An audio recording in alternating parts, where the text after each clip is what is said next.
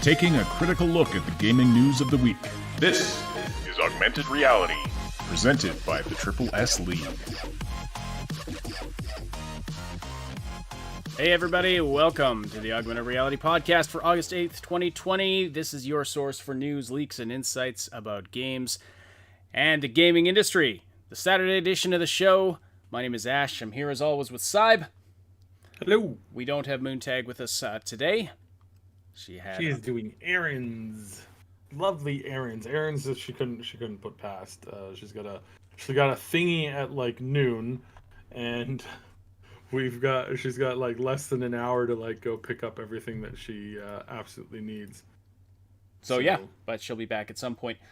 But yeah, this is the regular crew with you today, and if you are listening live, we do hope you say hello to us in the live chat. Send us your questions and comments there as well. We'll read and respond to as many as we can throughout the podcast. Should be a bit of a more laid-back show, so I mean, if you want to throw some topics or questions our way, definitely do that either in the live chat or in the content requests channel on the Discord server. I know the chat's revolting now because there's no Moontag. She's quickly become very popular on the show.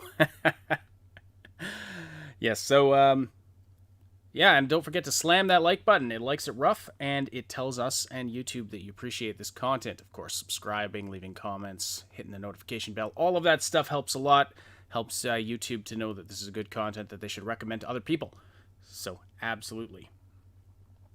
Absolutely, please do all of that YouTube stuff. All right, so we've just got a whole bunch of different topics to discuss today.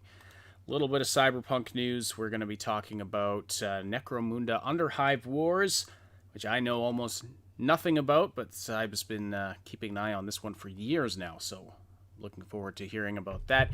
You may have seen some headlines about Sony featuring a stolen game.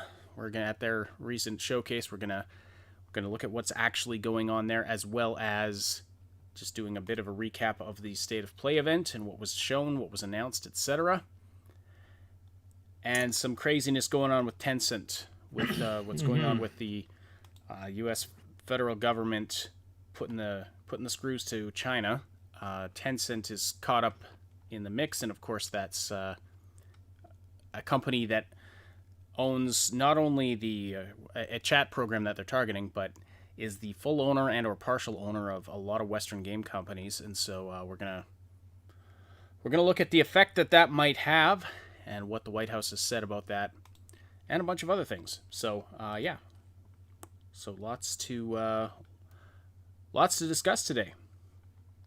So we'll just quickly start with the Cyberpunk stuff. So, I mean, basically, Night City Wire Episode 2 is announced for Monday. Now, on Wednesday, we had shown you it wasn't really a leak, but it was kind of not highly publicized. The community manager for CD Projekt from China had said, yeah, Night City Wire 2 is happening in a few days. And we were like, wait, what? Because it hadn't been announced yet. And then the next day, so we brought that to you on Wednesday, and then the next morning I woke up and saw, hey, it's been announced for Monday, so that felt really good to have been accurate about that. I mean, either way, like, we were accurate about what he said, but there was, at the back of my mind, it was like, well, did he use the wrong words? Is it being mistranslated? What's going on? But no, indeed, Night City Wire is happening on Monday. So we will be, that's at 9 a.m. Pacific time, noon Eastern time, 6 p.m. in Europe.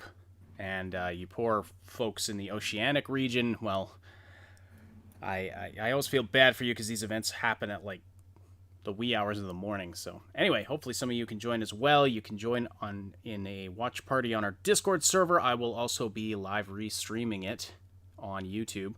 So join me for that. I'll be going live an hour prior with a pre-show, and we're trying to figure out some fun stuff for that. So yeah, definitely subscribe and stay tuned for that. Okay. And the only other thing for Cyberpunk, really came across this interesting little tidbit article from Games Radar. Apparently, you can be... So as you use different weapons and items and things in the game, in Cyberpunk 2077, you get better at it. You know, that's kind of how the game is built. The more you do a certain thing, your character becomes more proficient in that thing.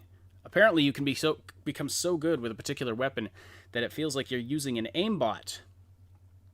In an interview with Edge magazine, the lead gameplay designer Michał Dobrovolsky revealed that their intention is to capture the feel of a tactical shooter when it comes to moment-to-moment gunplay. And that means in the weapons proficiency systems, the more you use a weapon, the better your character will be at using it in combat. And he said that the proficiency can actually reach the point where eventually it'll be like you're using an aimbot. Now, an aimbot, of course, that's an in-game. So in certain games, you can, turn on the aimbot, which just helps you actually target an enemy player, and it's very helpful when you're using a controller as opposed to keyboard and mouse. Because I don't know, I can't play first-person shooters with controller. It's like I need the precision of the mouse, Mm-hmm. Well, and it's weird how some people are like, they are better or they do prefer that. But like, my goodness, I can't imagine trying to shoot something with a controller. Well, and we used to use, we used to play Halo Versus all the time, and of course, obviously, we used controllers for that. So obviously, I used to be somewhat proficient at it, because I remember getting headshots on you from time to time. So, there you go. But and obviously, if you're really, really practiced with it, third. Yeah, Ash, you were actually pretty good with sniper rifle, all things considered. Like, it was probably one of the most, it was probably your highest ratio of kills on me by a significant margin. And then I just remember what was it called?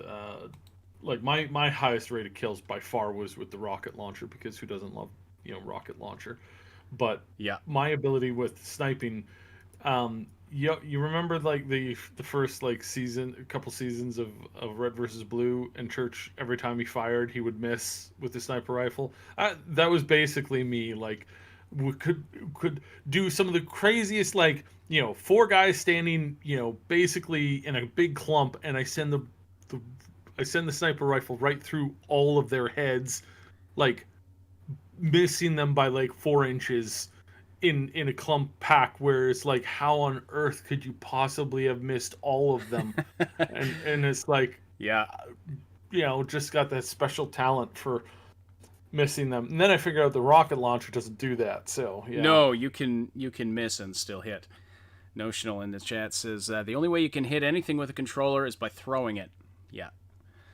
How many TVs have been destroyed that way? A lot of agreement in the chat. Unknown Exo says the PS4 controller is the best. I've heard PlayStation does have some really interesting controller technology. Anyway, I do prefer, platformers and third-person games definitely prefer a controller, but anything with shooting, even third-person shooters where you need to be really accurate with that targeting reticle, definitely prefer the keyboard and mouse. Mm-hmm. In any case, I like this. I like this aspect of Cyberpunk, that, especially if you have a favorite gun, say. Because it sounds like, I can't verify this 100%, but it sounds like he's saying this is per weapon. So it's if you have a particular favorite gun that, I don't know, maybe you've, picked it up early and you've been using it all along. You just get super, super good with it. Or it might apply to families of weapons. I'm not 100% sure. That's one of the things that I'm wondering about is does this mean that we're going to have a weapon system where it's the pistol Mark V, the McLaren's, auto pistol rank, 1, is that going to be the same as rank 5? Is that going to carry over to that, or is it just going to be all pistols? And how exactly does that work? Because I would think that it would work with the family of weapons, so not all pistols, but it would be the McLaren, right. Whatever. All of the iterations of that weapon are the same, more or less. Would make sense. If there's a particular brand, make of weapon that you'd be, your proficiency with those would go up a lot more, but it would also make sense for your proficiency with all pistols to go up somewhat as you get better, just in general. So we don't really know how they've laid that out, but it'll be interesting to find that out. Mm-hmm. Yeah. All right. So that's really all for Cyberpunk news, unless you had anything else you wanted to discuss there. Well, I mean, nothing too much in the news. Yeah. No, I think we've got. I think everything is going to come out on Monday, and it's going to be great, and we're going to see a whole bunch more stuff. And shortly after that, I imagine that's when they're going to start upping the ranks of people who are getting early access to play it and do reviews and all that kind of stuff. So yeah, I mean, it's coming. More information is coming. Everything is obviously starting to like motor ahead, and this is a good thing. Yeah. So. Well, and they did mention exactly what they're going to be talking about. So on Monday, expect to see details about life paths, the types of weapons you'll be using in the game, and they're also going to discuss the transformation of Refused into Samurai. So that's the Refused is the real world band that's going to be portraying the Cyberpunk world band Samurai, which is Johnny Silverhand's old band. So that'll be that'll be interesting. And knowing them, I mean, I wouldn't be surprised if there's a few surprises in there. Would not be surprised if there's a surprise. Does that even make sense? I have to think about that one. Anyway, if it's a surprise, it's a double surprise that has even more higher surprises. Then yes, obviously. I'd be more surprised if there are no surprises, I guess. Well, I think that the triple surprises in the. No, I've lost it now. Yeah. Oh. Yeah. No, all right. So. Just a couple of follow-up things. Apparently, Dr. Disrespect is back, and he's been streaming on YouTube, and he was back to a massive audience and massive positive reception, so he hasn't been hurt too much by what happened with him getting banned from Twitch, and according to him, he still has no idea why Twitch banned him. So, I mean... Now... There's people out there who claim they know why. Which was most people claiming to know why. It was probably BS. And it would probably be a very, very, very, very terrible idea for them to walk around saying, I know what really happened. Yeah. It's like, yeah, you're probably just doing it for clicks, because let's face it, the chances of you actually knowing are pretty low.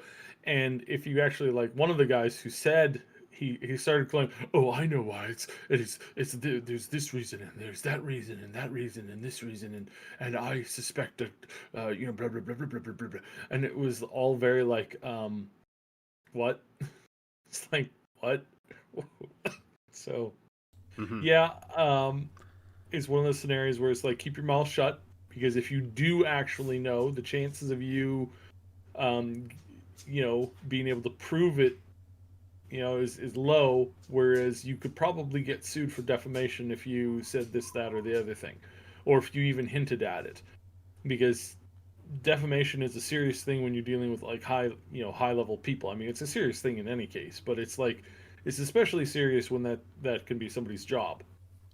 And in my humble opinion, I think basically, like, looking at it, if it was criminal, he wouldn't be able to be doing what he's doing. If it was criminal, there would be like some kind of like reports or something would have been found by now for sure.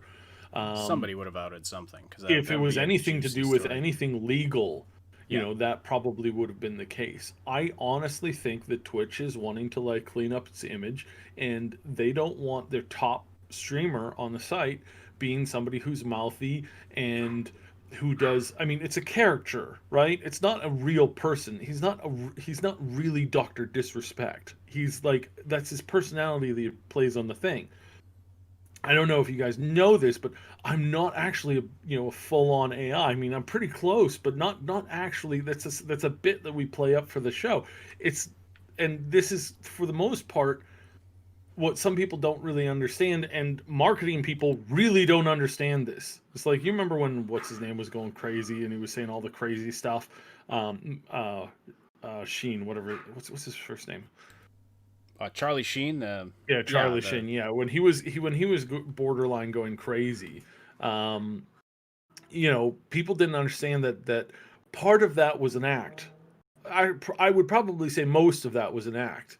When he goes, I got tiger blood in me. That's a descriptive saying for like entertainment. He doesn't actually believe that he has tiger blood in him. Like, No, but Dahoy. obviously he doesn't think he has tiger blood in him, but I don't know. I feel like he is a little bit nuts. Oh yeah, yeah. I mean, he's certainly borderline. I mean, he's anybody who's like a high functioning alcoholic is definitely going to be like, essentially, is going to have some issues for sure, 100%. But that's not exactly like, it's not it's not it's not the it's not what yeah it's not what some people think it is. Yeah. And marketing agents are notoriously notorious for not having a sense of humor or understanding like a little, things that are on the, pushing the edge and edgy stuff. Their concept of edgy stuff, you got to remember this. Their concept of edgy stuff is somebody who Those who yard puts on attack eyeliner. dogs. Yeah, my attack dogs here. Hold on a second. Yeah. Yeah. So, but yeah, no, their concept of an edgy person is somebody who puts on dark eyeliner, and then walks out and we're like, I'm so conflicted. Oh, I'm and that's what they think is that's a marketable. That's something that's marketable, guys. Okay, we have to have this, we have to have this like happy, creepy, crazy person. We can't have an legitimately actual crazy person. That would be crazy. And it's like, it's kind of the point, right? Like, that's kind of the point. And for whatever reason, they, most marketing people don't get that, and that's fine. They're whatever. So, yeah. Ultimately, when it boils down to it, basically, you're looking at a bunch of people who are looking at Dr. Disrespect saying, we don't want him the face of the company. Let's get rid of him and let's, sign some of these other people because, was it both Ninja and Shroud came back, are available again. So, yeah, there's some stuff going on there. Interesting. And I suspect that that's most likely the reason, yeah. I honestly think that that's probably most likely the reasoning behind it. I don't think that they actually are like, let's dump this because of some legal reason. I don't think the legal reasons. I don't think that's what was there. I don't think that was the driving factor for it. But that they can axe him like that, like there's ethical and possibly legal issues with them being able to axe him without. Well, it probably says in their terms of service they can terminate without, for any reason. So maybe not legal repercussion, like maybe not illegal for Twitch to do that, but it's certainly ethically questionable to just kind of cut off a man's means of income like that. A couple of comments from chat here. So Kautet Cosmin asks, is this a game single player with optional PvP? I'm not sure if you're talking about Cyberpunk or Necromunda or what. Cyberpunk is not. Cyberpunk is fully single player. There is a multiplayer component coming. If you're talking about Necromunda, I'm not sure. We'll get into that in a moment. Cyb is the expert on that one.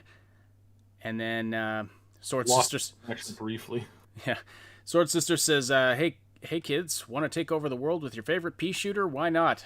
Referring to the weapon proficiency thing. Have you ever seen that cartoon where it's like pistol level 1 is like a pea shooter, and then pistol level 40, same gun, it like takes out a building. That's your typical RPG for you.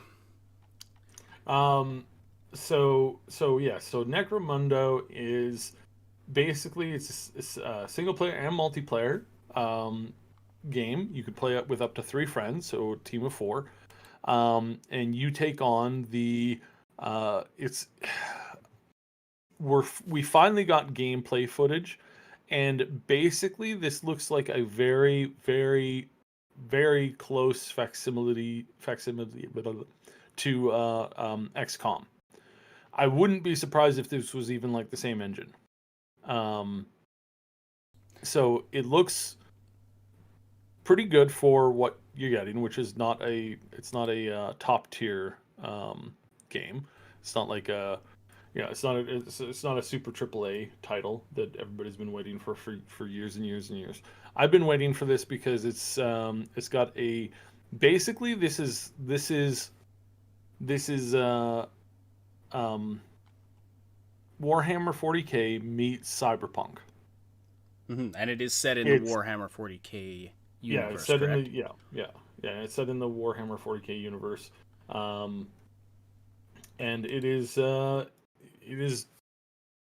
very, very, like, I mean, you can do, like, raised ponytails, mohawks, all kinds of crazy things, color them, make them like really crazy looking. You can go tech, you can go like animal hide, you can go like pretty much any kind of like visual look for the characters, and you can also go like and then they have weapons. They have weapons from melee weapons to big chain guns to pistols to shotguns to everything in between. And so yeah, it's an interesting game. It's only $44 Canadian, so that's going to be like $30 US. And its release date is September the 8th. So if you're looking for something cyberpunky to tide you over to actual cyberpunk, and you like turn-based combat games, which this is, then you're gonna really like this game. It has far more. I think it has. I don't want to say anything for sure because the actual gameplay footage on this is actually really low. But from the out directly, can you repeat it that? looks You as if cut out they there are going to have. You cut out there for a second. What did you say was really low? The I can't. Lost your train of thought. Yeah, sorry about that. You just had cut out for like 3 seconds, and so I just wanted. So the gameplay release has been low. That's what I think I was saying. The gameplay release has been low. So a lot of this stuff is like not 100% like guaranteed. This could be an absolute dumpster fire when it releases. Could be, but I kind of doubt it. It looks smooth enough, and I'm guessing that if it's built on the engine that I'm thinking it's built on, then it's probably been pretty tried and true, or tried and formatted and tested and whatnot. So yeah, it looks pretty decent, and you have a lot of different abilities and a lot of activatable abilities, passive abilities. You can really like push your character into very much a customized one. You can go small team, you can push to a bigger team, and you can go in and do all kinds of crazy stuff, and then you can work with people. I don't know if there's PvP, but it does look like you can co-op with up to 3 other players. So this is going to be interesting. The size of the combat rooms is going to be pretty large from the looks of it. I would say that it's probably going to be some pretty big maps that you can do with a lot of different characters on the map, running around doing all the combat and all the cool stuff that you want it to. And yeah, it looks pretty darn decent actually. Yeah, and you've been keeping your eye on this one for like 3 years now, right? Because they said basically this was pitched as like a cyberpunk styled turn-based shooter, or not shooter, like strategic shooter. So like like Jagged Alliance, XCOM type thing, and you can have these squads and team them up, train them up. And there's a story to it, and there's multiplayer, and yeah, that's the spiel, that's the thing, and the outfits are pretty darn cool because it's like this mix between like Warhammer and like Cyberpunk, and I'm like, sure, I mean that sounds great, I'm totally up for that. Yeah, so the artwork's great, the overall style is pretty good. But again, if you don't like turn-based games, you're probably not going to like this. So yeah, so it's very turn-based, very tactical. Yeah. Is there a campaign to it, or is it more? Yeah. No, there's a campaign to it.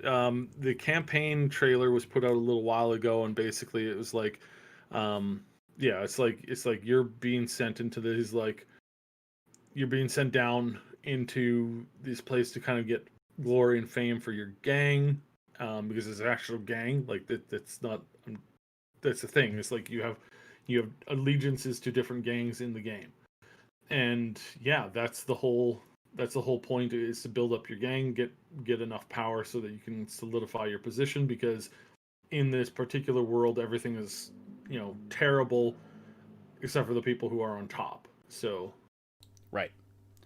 So you fight for glory and you can rise in society. Isn't the future sounding great? I mean, it's so great. It's like wow, I love this kind of like, fight for survival thingy, because if you don't, then you die horribly. And It's fun escapism. oh Definitely yeah, not. totally fun escapism. Definitely I not just a kinda not a look at it, reality. and I'm always like, hey, you know what would be really cool? You know what would be really awesome is if if this was just kind of forced on you, in regular life, and you just go to your job, and instead of like, having to like do all the political and all that kind of stuff, you just like roll up in your like, with your giant super sledgehammer, rocket fueled sledgehammer, and just beat the crap out of everybody. That would be a fun alteration of normal everyday stuff, right? I thought Totally. that was your day job. Pretty much. My mistake. Pretty much, actually. Max Darrett, thank you so much for the super chat. Max says, quoting Twitch, "We can terminate with extreme prejudice." Indeed. Well, thank you. Thank you for the super chat. Thanks for tuning in. Shout out to Max Darrett. He's got a great channel on YouTube. By the way, Max, if you are interested in joining our restream of Night City Wire on Monday, hit me up. Okay. Anything else you wanted to say about Necromunda? Hit me up if you want to. Like, we're going to be streaming this game. We're going to be playing it in the Discord. If you are interested in hopping in with a game with me, let me know, please, and thank you. Cyb's definitely up for a lot of multiplayer stuff. If anybody is wanting to get into that. So yeah, let's see. What can we do next? So did you know that Bethesda's big weekend is here? Their big weekend? Yeah. What weekend is that? It's not Quakecon, is it? Yeah, it's Quakecon this weekend. Are you serious? Mm-hmm. What? Okay. Well, they were teasing. They were teasing a big, gigantic reveal of, hey, pay attention, we got some awesome stuff to show you. So let me see here if I've got the list right so far. I mean, it's still ongoing. They've got 2 more days for this, like today and tomorrow. Yeah, there's oh wow, there's so much stuff going on. So there's some stuff coming for I don't know if you knew this or not, but there's going to be more stuff coming for Doom. There's going to be some more Doom stuff coming out, and they're going to be doing Doom stuff, and that's going to be really super cool. Really, really awesome. I'm sure everybody saw that coming. They're going to be doing more stuff with Elder Scrolls Online. I know you've never heard of this one, but I mean, it's like, wow, Elder Scrolls Online. Wow, they're going to be doing stuff with that. Yeah. Good. Yay. So Good, yeah, that's yeah. okay. Yeah, just looking at. So yes, QuakeCon at home. Wow, they did not publicize this. Either Nope. that or nobody cared. Yeah, it's happening right now. We're smack in the Pretty middle sure of it's it. the second. Yeah. We're on. So now you should ask me, have they released any information about their upcoming super awesome games that they've got coming out? Have they that thing you just said? No, not at all. Nothing. Like last night, a bunch of people were hoping and expecting and fingers crossed that they were going to show something for Starfield. They showed nothing. Absolutely nothing. Again, absolutely nothing on Starfield. Like nothing on Starfield. Again. Unless they're like planning that as a big finale for tomorrow, that's not a good sign. And just looking at everything that, like, yeah, today they're featuring Fallout 76. Basically, they're like, hey, you guys know all those games that everybody loves, 76, which has been doing slightly better. It's actually kind of playable now for the most part, except for the fact that they keep on adding bugs and they keep on causing more bugs and they constantly have to deal with more bugs. They got an issue with bugs. It's I don't know if you've heard, but it's apparently pretty terrible. So I have heard. I've heard them called Bugthesda from time to time. Apparently they're really playing up Dishonored right now for some reason. Someone called Ellie the Geek is going to be playing Dishonored. I mean, Dishonored's a great game, but I mean, come on, it's I guess it's like Arcane's 20th anniversary or something. Anyway, we're a little uninformed about this because nobody knew it was happening. This is kind of crazy.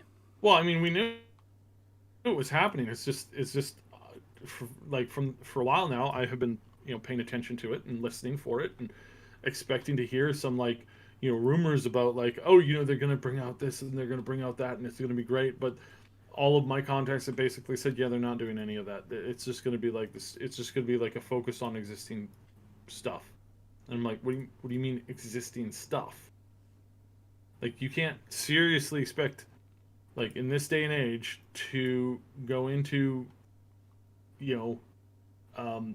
this crazy difficult year where everybody's having a hard time with stuff, and you really have to make a big splash if you want to, if you want to have anything to show for it. And yeah. Well, that's happening right now. If you want to check that out, I apologize that it wasn't on the schedule on our Discord server. I honestly had no idea that Quakecon was happening this weekend. That's my point. Like, that's the whole point of the bit, is that they don't have anything new to show. Well, there you go. It's like the biggest announcement has been that they're doing an expansion for Doom. It's like, well, of course they are. It's a new game. It's like, we're kind of expecting this. Did they show off anything for it? Like a few seconds here and there. They had a teaser for a teaser.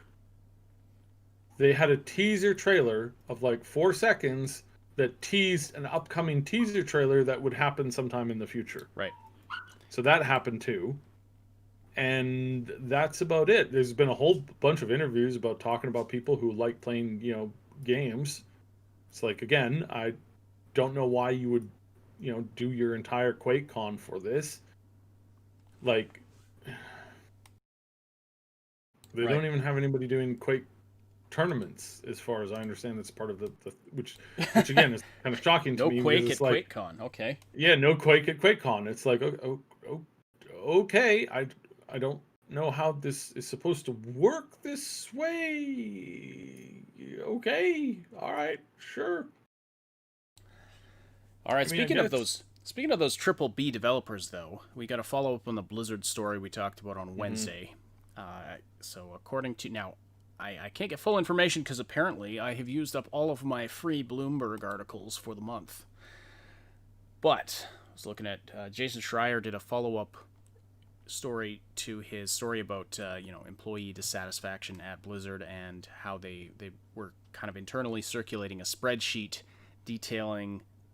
anonymously detailing their pay for different positions. That's just a bunch of the employees got together and did this, and turns out that a lot of them are being criminally underpaid. Not like literally criminally, but they're being underpaid. And anyway, they've apparently the employees are organizing now and compiling lists of requests, shall we say. I don't want to quite call them demands, but they're compiling requests of the company.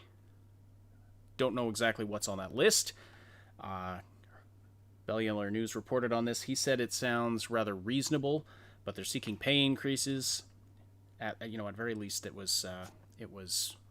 that's one of their kind of demands is pay increases. And it was more than 870 employees of Blizzard that took part in a live discussion via Slack.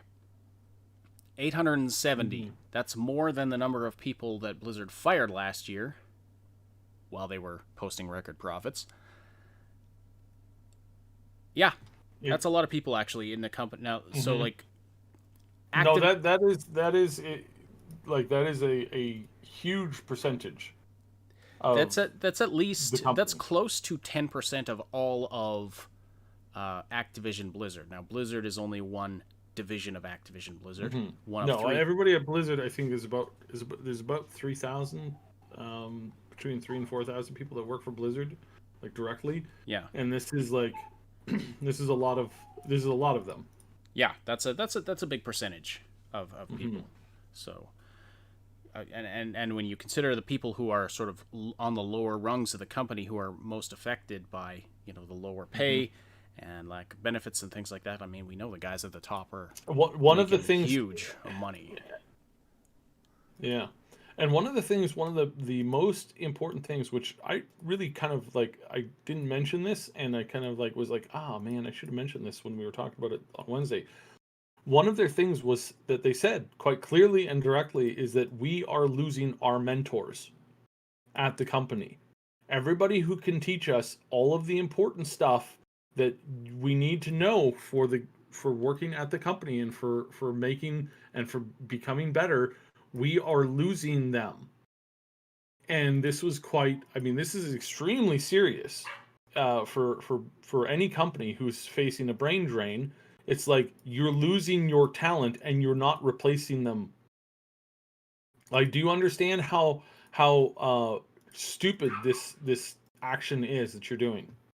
Yep. Sword Sister's like, why are you going through that hell pit to get us weekly news? Honestly, the only reason I'm going to Bloomberg is because that's where Jason Schreier is currently working. Yeah, that's where he's working. Work. So yeah, that's it's not because we actually. It's not because it's not because I have any love for Bloomberg. Notional. I tried using incognito mode, but then the website was like, "You're in incognito mode. Guess what? We can see what you're trying to do." Yeah. So that didn't work. But anyway, actually loading it up in a different browser. Actually, I did get the full article, but we've given you most of the. Most of the important info. As much as you need. Notional, of course, also with the incredible wit. Do you guys not have a livable wage? Is that why you don't have phones? That's quote Blizzard. Yeah.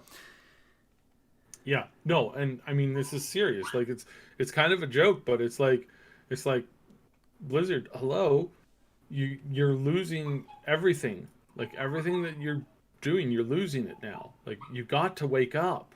Like you have to start paying better wages and retaining people, because like you might not think like an art asset person is important, but when you lose all of them and you suddenly don't have anybody to do your next big art project for your next big expansion, and it comes out and it looks like dog doo-doo, to borrow a vernacular from a popular WoW streamer, it looks like dog doo-doo.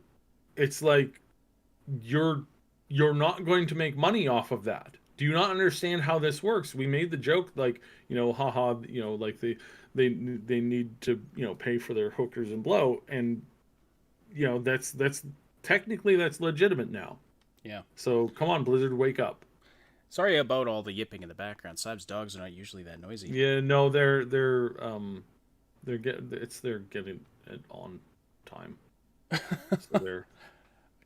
Are there going to be more cyber pups? Yeah, well, let's hope so. It's probably her last time, so yeah. Yes. Well, anyway, sorry about the noise. They are apparently emotional and there's hormones. Okay, so speaking of Blizzard, though, they did give a nice tribute to Reckful, a streamer who tragically committed suicide. Very, very, very popular person in the World of Warcraft community. And in the streaming world too. Like in the streaming world, yeah, he was super important. And we've discussed before how he really kind of made game streaming what it is today. Okay, you wouldn't have it, like you wouldn't have the agreements with a lot of companies that they can stream the games without them. You wouldn't have the ability to do super chats. You wouldn't have the ability to do like subscription models and stuff like that. Like maybe you would have, maybe somebody else would have come up with this idea and concept at some point. But for the vast majority of people, like he was a trendsetter and somebody who helped like forge a new path in this. So, indeed. All right, yeah. So you see, I've got the character that they named after him. I've got a screenshot up on the screen right now, and it's kind of some kind of an inside joke with this character being a rogue trainer, but Yes. So I'll explain it. He never did the meta game. The meta being like, well, you're a bunch of nerds sitting around and they go, okay, we need to win this boss. How do we win this boss? Well, I've got my spreadsheet here that's saying that assassination build is the higher DPS ability for that class than combat and the other one, which we won't even mention, because it's even at the worst possible case, it's 0.05% higher DPS than the other build. And it's like in PvP, because again, when I was at my peak, and me and Reckful actually have this in common. Me and Reckful both are our main rogues, playing it in the early game. We never played the meta. The meta was get a dagger and do backstab, and do an assassination followed by a backstab, and that's your combo build for like PvP. And it was the meta. That was how you played the game, and this is why this is the joke is like this, because the joke is that Reckful never played the meta. So this trainer has a line that says, "I don't train assassination rogues," because he never played as the assassination tree. He always played the thing that everybody said was not as superior. And it was not as superior because you had to like really have a flow to yourself, and you really had to like click with the class, with the combat class, in order to make that happen in the better way. But it was superior if you could play it superior. Then it was like far superior. I mean, I took it all the way to Grand Marshal, and I dominated in Battlegrounds to the point where big groups of players would see me and they would turn around and run. And it was the same for Reckful. If they knew Reckful was on the map, they didn't try to engage him, because they would lose, and they knew that they would lose, and they would get utterly stomped on. He also played as the he also played a female toon, and and that's why they made him a female character, because that is his character. Is that what one of his characters looked like? Like, I was wondering if the visual design. Yeah. No, yeah. They pulled his characters, like his actual characters, like visuals from his account, which they banned, by the way. They banned a while ago because of some stuff that he was doing, and it wasn't. I wouldn't say that it was bannable thing, but Blizzard has a bad habit of like coming down harder on streamers than they would other people, and so he got his account banned for a arguable decision, and turns out, lo and behold, that that this is actually like it's actually kind of a good thing, essentially, that they've made this now out of that character. And a lot of people are like, please unban his account. I mean, for just the sake of like, unbanning his account would be nice. So yeah. Unbanning one of your most popular streamers who gives you free advertising would be nice. JJ Double Gion in the chat. Welcome. Don't recognize your username. Welcome to the chat. And welcome if you're new to the podcast. Says, at least the Project Red team who make Cyberpunk 2077 have more respect for the people who make their game. Blizzard and Bobby Kotick. Bobby Kotick doesn't have a respectable bone in his body. Mm-hmm. Well, I definitely don't... Like, yes, it's touching that they did this tribute to Reckful, but Blizzard as a company has... What's going on with their employees right now feels really necessary. I mean, when you have last year, they literally axed 800 employees. And it's kind of, it feels like poetic justice that now it's like 800 and some employees of theirs are organizing to create a list of demands of the company. But yeah, they're posting record profits while axing staff, while the people at the top are getting humongous bonuses, and the CEO is making just a ridiculous, like more money than I'm ever going to see in my lifetime in a year. It's kind of ridiculous, and it seems like they can definitely afford to pay their people more. Like, why would you've got one of the most popular products in the world, why would you not adequately compensate the people that are making it and try and keep them happy so they stick around and keep making it good? If you have disgruntled employees, we know that some of the reasons why the games, the more recent games, have failed is primarily because they haven't been giving people what they need, and they haven't been giving people what they want, and they end up losing these people, and then they leave the company, and then suddenly they're pushing down everything onto these other employees, and it's just not going anywhere. It's like, congratulations, you completely failed like everything. well, do you think you're going to have any staff loyalty? I mean, as soon as someone gets a better offer, they're going to leave. Now, obviously, like, it's hard. Like, switching jobs is not an easy endeavor, especially if you have to relocate, obviously. So it's not as easy as just getting up and walking out. But you push them too far, yeah, they're going to go elsewhere. And then what are you going to do? And then you're going to have a reputation like Naughty Dog, where the new fresh blood in the industry is told, oh, don't work there. Like, this is not good. You're not thinking long term. That's the problem with these companies. The triple Bs. Yeah, I mean, they the don't more... think long term. They're just looking at the immediate reward. Maybe they don't care long term. Maybe Bobby Kotick's like, well, I'm going to retire in 10, 15 years with my billions, and I don't give a crap what happens to the company after that. Well, maybe. But still. And so there's a problem there, obviously. And this is the problem when you get just business people in there running the company instead of people with a passion for making games. Yes, all right. Yes, I agree, Cyberpup. All right, so that's not Cyberpup. That's Cyberpup Mom yipping in the background, isn't it? So let's talk about... Let's see here. Okay, you know what? I'll do the mid-roll, and then we'll get into the PlayStation State of Play and the Tencent garbage and all of that, because, yeah, there's some heavier stuff there. You are listening to the Augmented Reality Podcast, and we love seeing everybody so active in the live chat. If you want to keep the conversation going after the live broadcast, we welcome you to join our Discord community. You can find the link in the description below. There's an invite there, and it's a place where you can chat with us and other Triple S community members about all the things we love to talk about and stay up to date about everything we're doing here at the Triple S League.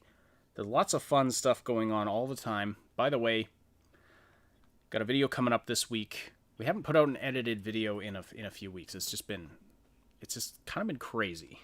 But we've got one coming out based on some community contributions, and I think you will all enjoy it a lot. Let's put it that way. It's been a lot of fun to make. So, yeah, keep your eyes open for that.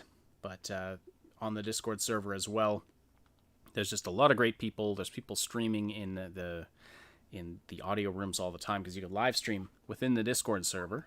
So there's people streaming, people joining in on games. There's a lot of people playing Sea of Thieves quite a bit. Time Being likes to stream Super Hot sometimes. We got...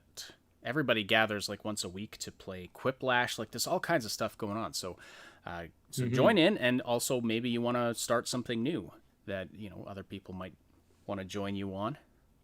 Definitely check it out. We can add more rooms as we need them. So we're doing our best to keep it a very fun, very positive place. There is the off-topic. There's the off-topic area where it gets a little depressing sometimes, but you can avoid that if you wish. In fact, I've made a decision. If anybody wants me to hide them, like make it so they can't even see the off-topic area, I have the ability to do that now, like for individuals. So if you're not interested in that off-topic area, you don't ever want to see it, you don't ever want to go there, you don't even want to be tempted to click on it, just shoot me a DM and I will make it so you can't see it. So, there. Executive decision that I've made. All right, and then you can just focus on the fun gaming stuff. and other stuff. Not just gaming, but like we talk about all different kinds of nerd culture stuff there. All right, so that was a big spiel about the Discord server. Let's go to the... Oh, yes. Let's talk about the State of Play event and then what was going on with this allegedly stolen game that was you may have seen headlines for. So, the Sony State of Play event took place on August 6th. It was mostly focused on PlayStation 4 content, and I think, to their credit, Sony did a pretty good job of mitigating expectations beforehand. You know, they posted saying, we're going to be focusing on PlayStation 4 content. Don't expect any PlayStation 5 or hardware-related stuff. We're just going to be talking about games for the current gen. So I think that was smart of them. So they opened the show with Crash Bandicoot 4, which I love the subtitle. So it's the full title of the game is Crash Bandicoot 4. It's About Time. I remember I was so young when the first Crash Bandicoot came out. Mm-hmm. My cousin had a PlayStation and I had it on there. I remember I was like, oh, this is so cool. I still thought Nintendo was better. And I still do think Mario is better than Crash. But Crash Bandicoot definitely a great IP as well. So they started with that. Then Hitman 3, they announced... Now, this was previously announced, and I'm super looking forward to this one because I have been a humongous fan of the Hitman franchise for years and years and years. And recently I've been playing Hitman 2 and I'm absolutely addicted. Like, it's crazy how many hours I've put into that game over the past month or two. Hitman 3 has been announced, and it's going to have a first-person VR mode, which I find insane. I mean, that's groundbreaking for the series, but wow, that would be an experience. So, I don't know. Do you think that's profound? I think that's profound. That they, I mean, it's a third-person game, first of all, so that they're transitioning it into first-person for the VR mode is pretty crazy. And all three of the current generation game content will support the VR mode. So Hitman 1 through 3 apparently, and that's not going. So there was kind of a reboot a few years ago. So like there was a bunch of Hitman games.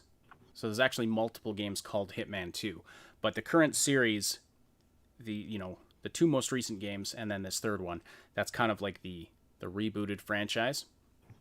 And it's almost like you could almost think of it like different seasons of a TV show. Like it's almost all the same game, kind of just strung together. And they do have a really stupidly complicated monetization system. Like you can buy each mission separately and stuff like that. It's kind of ridiculous how they set it up. I don't like that. But the game itself, at least Hitman 2, I haven't played the Hitman 1, but Hitman 2, the most recent Hitman 2, has been super fun. But yeah, so anyway, it's a game I would love to try in VR, quite frankly. And but I'm just looking forward to it on its own anyway. Series I have a long history with. We also saw the anniversary edition of Braid, which is a game I still need to try. People have been recommending it to me for years. Maybe I'll try this new version of it. The Pathless, Spelunky 2, Anno Mutationem, Bug Snacks, that's a weird one. Star Wars Vader Immortal, I can read. So it's coming to PlayStation VR, and so I guess it's previously launched on the Oculus, but you fight Darth Vader, I guess. Control DLC, The Pedestrian, Hood, Outlaws and Legends. Lots of interesting stuff. Temtem, Godfall. But one of the more interesting ones was this game called Aeon Must Die from Limestone Games and Focus Home Interactive. It's a 2D action game. It's got a sort of a Saturday morning cartoon aesthetic, and it appears to be kind of a dark and stylish take on the genre. But this game has entered the news cycle for another reason, because there's some serious allegations being made against developer Limestone Games, not the publisher. So the publisher is Focus Home Interactive. The developer is Limestone Games, and that's where the allegations are being directed by staff of the company. So, as the trailer was being unveiled, reports of worker abuse erupted at developer Limestone Games, and Focus Home Interactive has responded, but it was kind of a generic PR speak response. It is kind of said, we pride ourselves in treating our own employees and third-party developers fairly and respectfully, and this will not change. And basically, they were like, the accusations are against Limestone, not us, so go look over there. That's basically all. So some developers at Limestone Games allege that the indie studio overworked the team, published the trailer without compensating the people who worked on the assets, and then these employees, they created a Dropbox that contained these allegations and some other stuff. Basically, yeah, it just says here a Dropbox containing allegations against Limestones from members of the development team said they were forced to quit due to unbearable work conditions with endless crunch, harassment, abuse, corruption, and manipulation. That's a quote from the employees who are making these allegations. Many of them have quit now. Now, I don't know why they used a Dropbox instead of just kind of posting an open letter or something. I don't know if there's more evidence contained in there. But they also allege that the company and the entire Aeon Must Die IP was covertly taken from the founder, and that the trailer is infringing on the IP of people who worked on scenes from it without a contract and were not paid at any point. So those are the allegations. Basically, they're saying the IP was stolen from the creators of the IP by the company, and even that the company itself was stolen from the person that founded the company. So obviously, a lot more information needed to kind of assess and parse through that. But, Saib, you had a lot of... You wanted to say something about this and just how easy it is to kind of take advantage of your employees in the game industry. Yeah, no, I mean, it really is. Unfortunately, it's almost automatic at times, where it's like, hey, let's just take advantage of our developer staff and then lay them off or fire them or, put them out, because we can. And it's so cheap and dirty and disgusting on so many levels. And it's like, why do this? Why ruin yourself? Why go to this extent of stupidity to try and force this to happen? And you wonder, but here we have the reason why. And the reason why is that some people just, if they can get away with it, they can get away with it, and they'll do it. And yeah, that's unfortunate. It's really, really, really, really unfortunate. And when you have a creative industry like this, there's going to be a lot of people who are get into it for the passion of it. They love creating stuff, and they'll and like I've said before, they will work themselves to death if you allow them to. Mm-hmm. And they'll let themselves be taken, because they might see it as a stepping stone or just get your foot in the door in the industry, but then they get taken advantage of and abused, and then somebody pulls something like this. Now, this is a pretty extreme situation if we're talking about somebody just kind of pulling the entire IP and even the development company out from under the people who created it. That's a pretty unusual and extreme situation, but you can see why this kind of situation would happen, like the circumstances that would be necessary for this to happen. It's out there. And why these people were not working, I guess they were. So you had a lot of people in this company working on these assets. They didn't have a contract, I mean, that seems... Is that typical?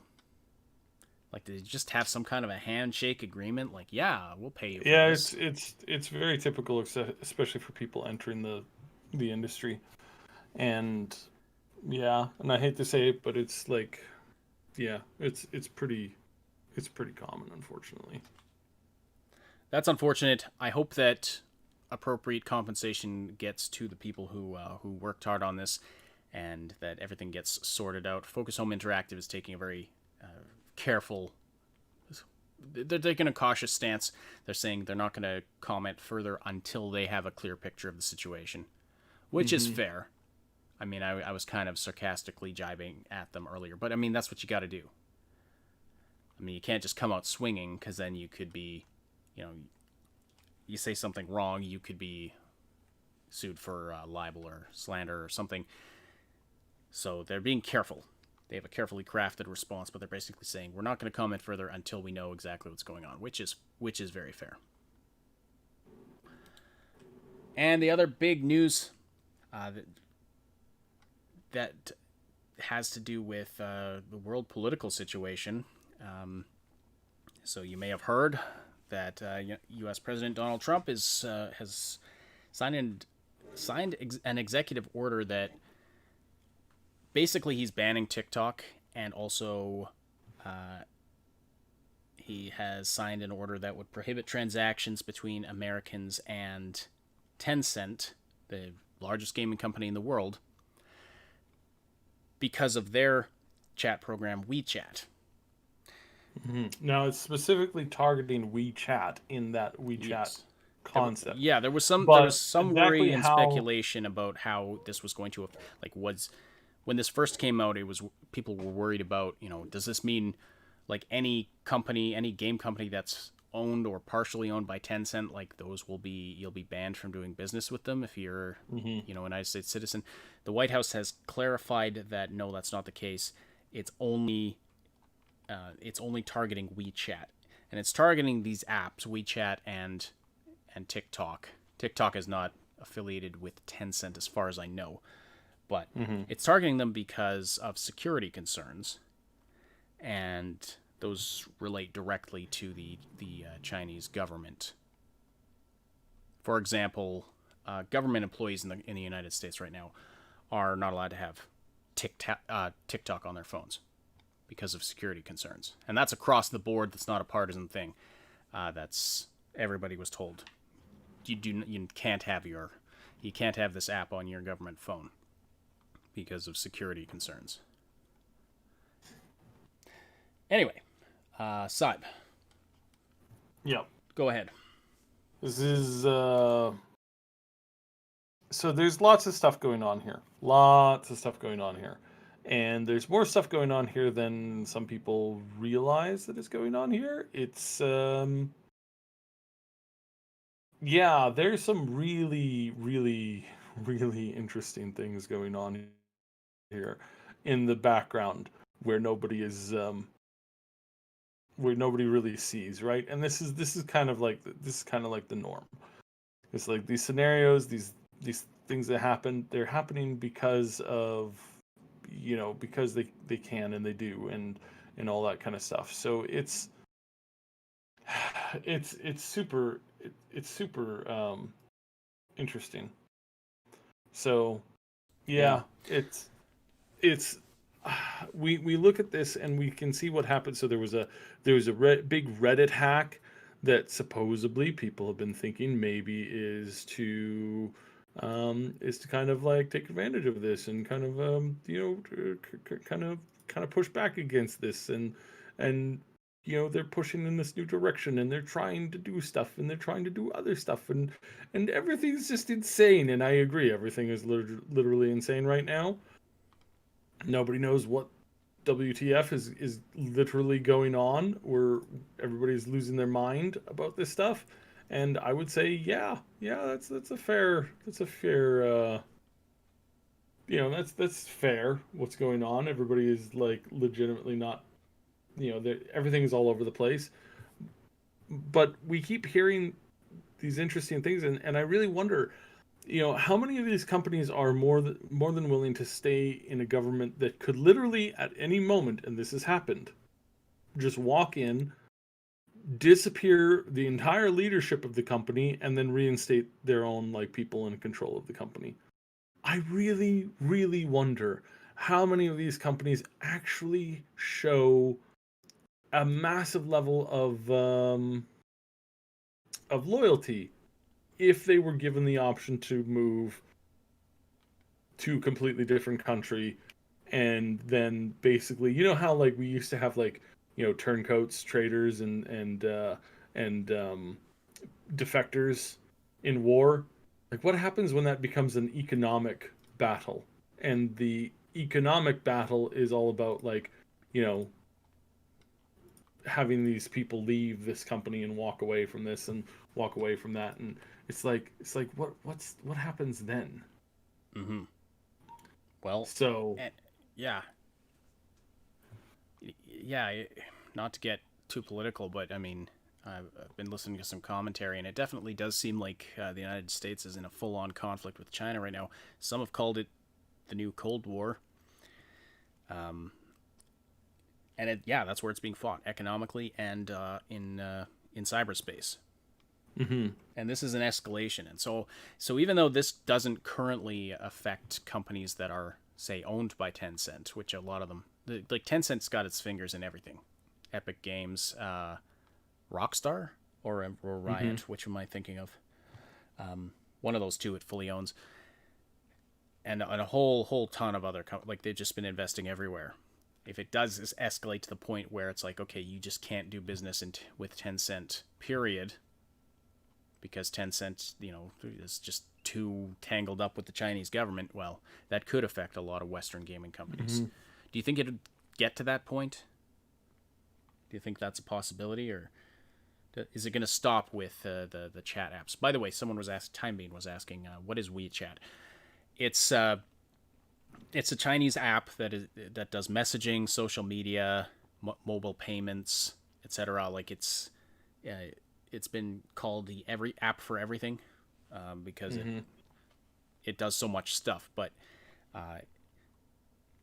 it's also been user activity is analyzed and tracked and shared with Chinese authorities because of that's how it works in China. It's part of the mass surveillance network. So Mm-hmm. there's definitely, I mean, you can see where there's some security concerns there. Now, as far as the wording of the current executive order, it doesn't sound like the app itself has been banned, but you're banned from transactions with WeChat. Does that mean you can't install it on your device? Like, I'm not actually sure what that wording means. Well, I mean, yeah, it's going to be taken down from the stores. It's going to be removed. It's going to be like chased off. It's not just about business dealings. It like your average American citizen will not be able to install this app. Yeah, not unless they're using some kind of like way around it. Okay. Yeah, and if they're using a way around it, then sure, like they might be able to like figure some stuff out. Sword Sister points out that Tencent also owns Discord. Mm-hmm. Yeah, they do. Do they own fully? They also own a big chunk of Reddit and a bunch of other places. Now, some of these companies are set in are still like built in America, and there's some stuff that they can use. This is why I don't use Discord for everything. Like, some people are like, "Yeah, Discord's amazing." I'm like, "Yeah, it could literally. I think it can disappear any day now." Or get forcibly sold. That's probably most likely what would happen. Because some of these companies, they're going to want to like get something out of their investment, and selling it off is preferable to losing it completely. So yeah, it's wonky. So I'm just trying to verify if did you say Discord was fully owned by Tencent? Yes. Okay. They own the company who, like, they bought out the company who runs it. Okay. Now, they don't have very many of their own people last I heard, they have none, supposedly, of of Tencent's actual people work at the physical like location of Discord where they have their office in the States. But yeah, this is still concerning. Right. Absolutely. Well, and I mean, if Discord's offices are in the United States, obviously they're subject to those jurisdictional laws. Mm-hmm. Still concerning, though. Still concerning. So anyway, it's going to be an interesting. This is going to be an interesting story to keep our eye on, because yes, this escalating conflict could begin to affect the gaming community, the gaming industry. We'll have to see what happens. But I am all for these gaming companies. I'm all for them stopping their bowing the knee to the Chinese government, because it's getting kind of disgusting, especially like to bring up Blizzard again. I mean the Blitzchung situation, and the kinds of things they have to do to get access to that lucrative Chinese market. I mean, I get it from a business perspective, but at what point do you actually have some morals and say, hey, this country is committing horrendous atrocities against its own citizens. Maybe we should not do this. Mm-hmm. Maybe we should stand up for what's right and pull our business out until they smarten the hell up. I mean, you start if all Western companies just stopped investing in China until they cleaned up their human rights record, would that maybe accelerate some change? I don't think it will. I think in this case the rot's gone too far, and it's like, because if any time they clean up, but the same people are still in charge, then I mean, well, clearly they'd probably have to have different people in charge, but I mean, money's a powerful motivator. Mm-hmm. They may not like us, but they like our money.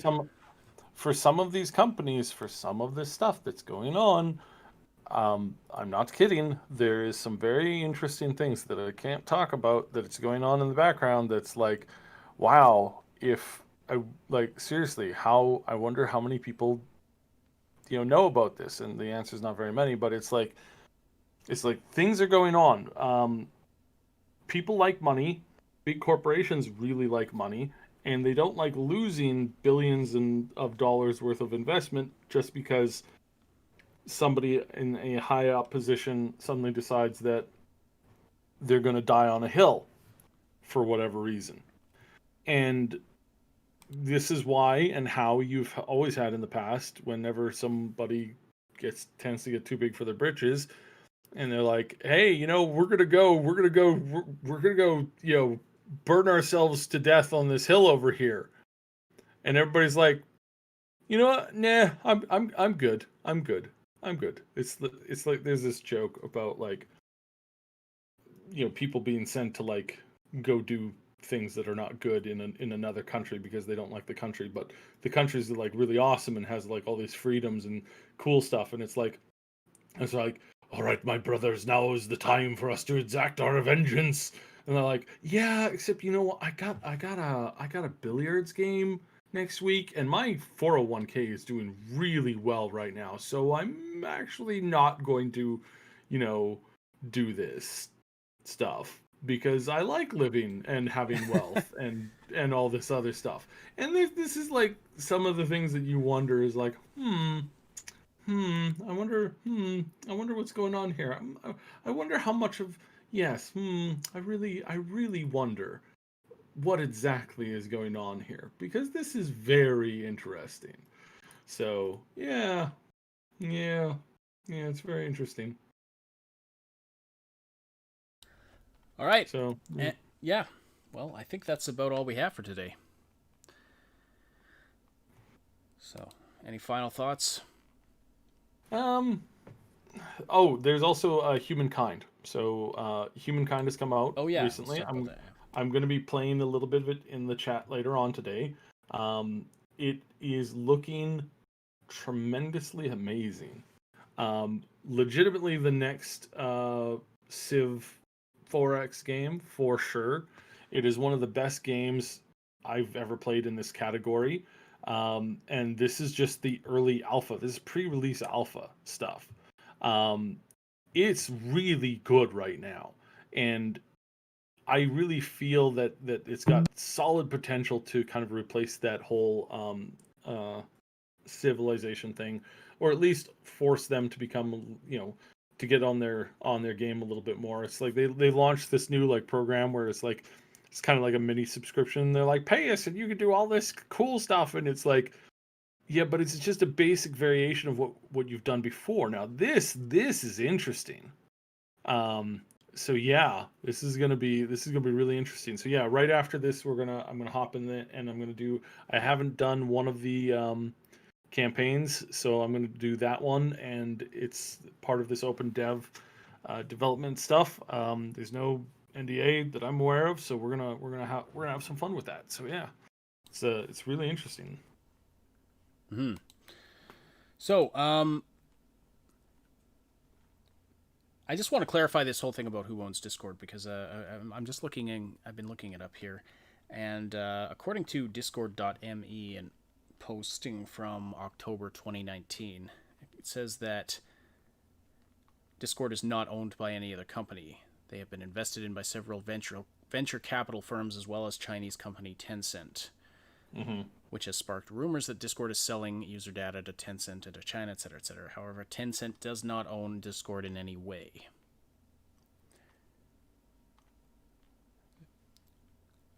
Is that so? Is that information out of date, or I think it's legal speak. You think it's legal? Okay. I think it's legal speak. It's like, oh, we're not technically owned by them. They just have, a controlling share in our stocks. Like, interesting. That. So again, I don't know 100% because they're not exactly very, very clear and objective. So it's like, yeah, they say we have heavy investments by Tencent.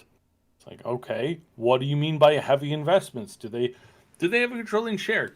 Can they show up and ask that you give them certain things? Like, we're like all this stuff. Can you answer this honestly? And typically the answer is no, they can't answer it honestly. So yeah, it's where I kind of like, I'm probably a little jaded, but still, it's like, yeah, what can you do? All right, so it's a little unclear, but Tencent definitely does have their fingers in Discord. There's no question about that.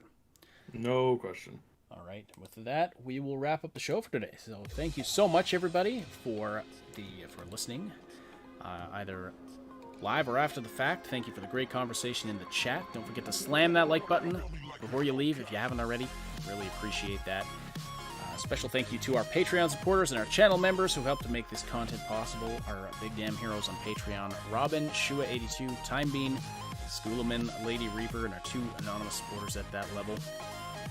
And our channel members on YouTube: Mr. Pazdernik, Jer Schultz, Game Notes, Night City Punk, Terror K, Somnolence, and _Leton.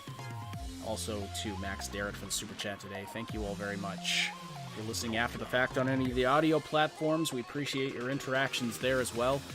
Don't forget, you can join the live show on YouTube on Wednesdays and Saturdays, where you can interact with us and other listeners and be part of the discussion, but also get the most up-to-date information. There's a little bit of a delay in getting the podcast to the audio platforms. See the Discord server for exact times and schedules. The Augmented Reality Podcast is a presentation of the Triple S League. Check out our YouTube channel for game guides, reviews, comedy, news updates, and tons more quality gaming content. Also, don't forget to come back Monday for live restreaming of Night City Wire Episode 2. That'll be a lot of fun. My name is Ash, and on behalf of Cybsidian, thank you all so much for listening. We'll talk to you again very soon.